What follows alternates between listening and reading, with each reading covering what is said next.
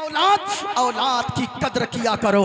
उनसे जाकर पूछो जिनको अल्लाह ने औलाद नहीं दिया है। मैंने एक सेठ साहब को देखा है गुजरात में, जिनकी 4-4 फैक्ट्रियां हैं रड बनाने वाली, सरिया तैयार करने वाली 4-4 फैक्ट्रियां हैं। लेकिन उससे मैंने पूछा आपके पास मकान भी है, 4-4 बड़ी बड़ी फैक्ट्रियां मौजूद है, आपके पास गाड़ी लग्जरी कारें मौजूद है, आपके पास लाखों रुपए आपके जेब में है, लेकिन आप मायूस क्यों रहते हो? वो कहने लगा मुफ्ती साहब क्या करूंगा इन पैसों का, क्या करूंगा इन बंगलों का, क्या करूंगा इन मकान का, क्या करूंगा इस दुकान का, क्या करूंगा इन फैक्ट्रियों का। सारी चीजें अल्लाह ने दिया है, लेकिन अल्लाह ने औलाद जैसी नेमत से सरफराज नहीं फरमाया है। औलाद की कद्र करो। मदीने वाले मुस्तफ़ा फरमाते हैं अपनी अगर अल्लाह ने तुम्हें औलाद दिया है, औलाद को गिफ्ट करने वालों, औलाद को तोहफा देने वालों, खूब तोहफा दो। लेकिन हुजूर फरमाते हैं कौन सा तोहफा सबसे बेहतर है? आज बर्थडे पे मोटरसाइकिल दे देते हो, बर्थडे पे बच्चों को बंगला गिफ्ट कर देते हो, बर्थडे पे अपने बच्चों को मकान गिफ्ट कर देते हो, लाखों रुपए की साइकिल गिफ्ट कर देते हो, लाखों रुपए की बाइक गिफ्ट करते हो। हुजूर क्या फरमाते हैं? ये मकान सबसे बेहतर तोहफा नहीं है। औलाद के लिए सबसे बेहतर तोहफा ये लग्जरी कारें नहीं है। हुजूर ने फरमाया है अगर कोई शख्स को अल्लाह ने किसी को औलाद जैसी नेमत दिया है और उस बेटे को या बेटी को अगर कोई कुछ गिफ्ट अच्छा सा करना चाहे तो कुछ ना दे, सबसे बेहतर गिफ्ट ये है कि उसे अच्छी तरबियत वाला बना दे, अच्छा अदब वाला बना दे। यही उसके बेटे के लिए सबसे बड़ा गिफ्ट है, सबसे बड़ा तोहफा है। लेकिन मेरे भाई औलाद को नेक बनाइए।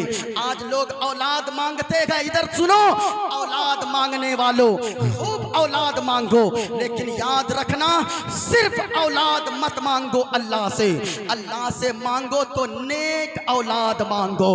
क्योंकि अगर सिर्फ औलाद अल्लाह ने दिया, आपने नेक औलाद की ख्वाहिश नहीं की, तो फिर याद रखिएगा आपका ये सारा यानी बनाया घर जो 70 साल में आपने जमा किया है, जो बिल्डिंग बनाई है, जो गाड़ी खरीदी है, जो मकान बनवाया है, 70 साल में जो आपने जमा किया है, अगर औलाद नेक न हुई तो आपके जाने के बाद 7 साल के अंदर वो सारी दौलत आपका बेटा बेच के खा जाएगा।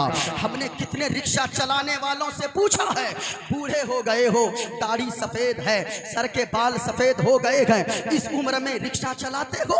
चाचा आपको तो इस उम्र में आराम करना चाहिए। उनका जवाब सुनो, वो कहता है कि मुफ्ती साहब हजरत क्या करें? हमने कहा कि क्यों कोई औलाद नहीं है क्या?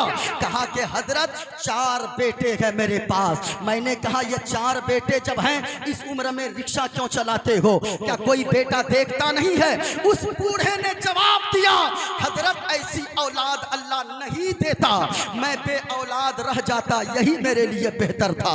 आपने भी सुना होगा कितने माँ बाप खून के आंसू रोते हैं कि अल्लाह औलाद न देता, बे औलाद रख देता, ऐसी औलाद से बेहतर था मैं बे औलाद रह जाता।